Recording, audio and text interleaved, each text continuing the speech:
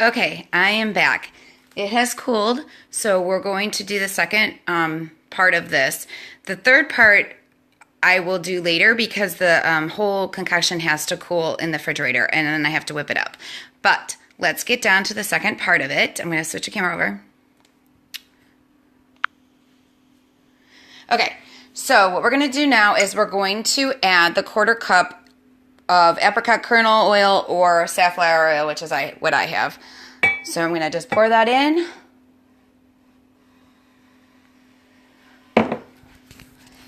And give it a good stir. And now we add the fun part. So I'm going to be adding the lavender oil. Now the reason you wouldn't want to pick citrus oils, even though that sounds like it would smell the best for sunscreen, is because citrus oils are photosensitive.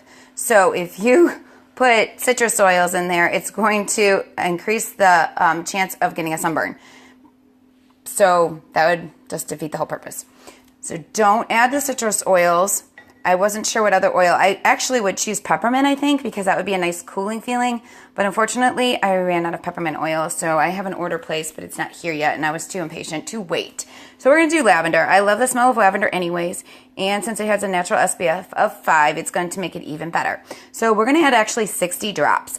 But this sunscreen is going to last you a long time. It's going to make several bottles, maybe 3 to 4 bottles. So I'm just going to drop it in and count 3, 4, 5, 6, 7, 8, 9, 10, 11, 12, 13, 14, 15, 16, 17, 18, 19, 20, 21, 22, 23, 24, 25, 26,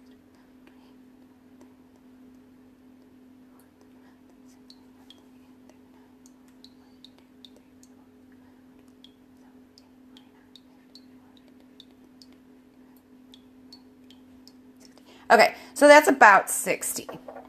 I know it seems like a lot, but like I said, this is going to go pretty far. So we're just going to give it a nice stir, get that lavender oil all incorporated into the butters that are in there. Already it smells absolutely fantastic.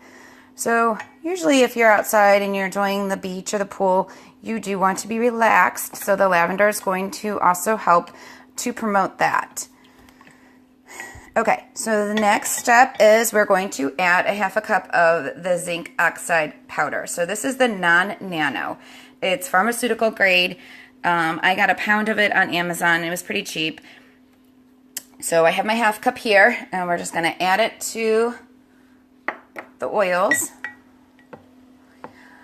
Hey Jesse, hey Carmen. Nice to see you guys watching.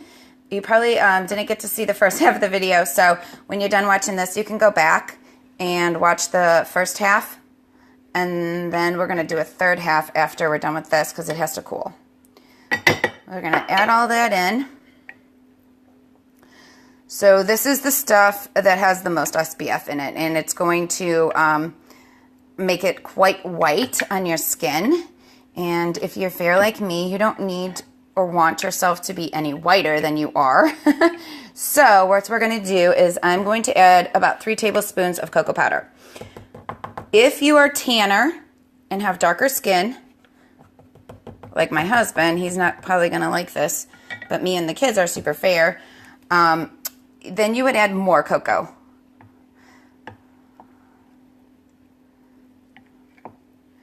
I'm just going to blend that in. That was 2. I think I'm going to add a 1/3. Just because I don't want that stark white look.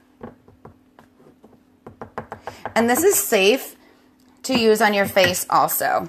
Because everything in here is very gentle on the skin. And it's actually very moisturizing, so you should have nice soft skin by using the sunscreen. Okay, it's getting it all stirred up.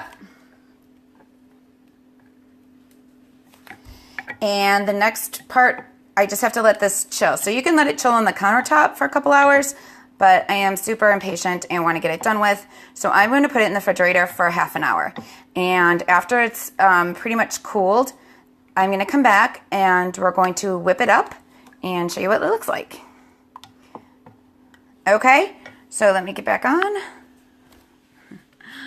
Okay, so like I said, I'm going to put it in the refrigerator, leave it go for half an hour, and then I'm going to jump back on and whip it up with my blender, my hand mixer or whatever, and show you what it looks like, and we'll test it out.